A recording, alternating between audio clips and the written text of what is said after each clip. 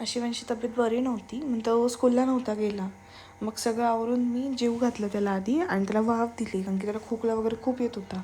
त्यानंतर त्याला झोपी घातला आणि मी बाकीचं आवरून घेतलं. कपडे खूप पडले होते घड्या घालायचे, म्हणून म्हटलं आधी कपड्याच्या घड्या घालून मग बाकीची रूम आवरून घेऊ. घड्या घातल्यानंतर सगळी रूम आवरली स्वच्छ. त्याच्यानंतर दुकानात गेले होते, ते थोडे बाहेर गेले होते म्हणून ते म्हटले चला दुकानात बसू आपण. मग दुकानात बसली, थोडंसं गिऱ्हाईक होतं ते केलं. त्याच्यानंतर मग मी घरी आले होते, कारण आम्हाला जायचं होतं आज गणपतीला. आज गणेश जयंती होती, त्याच्यामुळे गणपतीच्या दर्शनाला जायचं होतं. तिथे 7 दिवसापासून सप्ताह चालू होता, पण जाणंच नाही झालं, म्हणून आज आम्ही सगळेच आलो होतो. आणि दरवर्षी आम्ही गणेश जयंतीला जातोच. इतर वेळेसही 7 दिवसात जेव्हा सप्ताह असतो तेव्हा वेळ भेटला तर जातो, पण नाहीच जमलं तर मग गणेश जयंतीच्या दिवशी आम्ही सगळेच जातो. तिथलं हे मंदिर होतं. नंतर राघव पण आला होता, त्याची खूप मस्ती चालू होती. त्याला त्या घंटीची खेळायचं होतं, त्याला खूप छान वाटत होतं. मग तिथे आम्ही सगळ्यांनी दर्शन वगैरे घेतलं. खूप सुंदर मंदिर आहे गणपतीचं. दर्शन घेऊन मग आम्ही आरती वगैरे केली.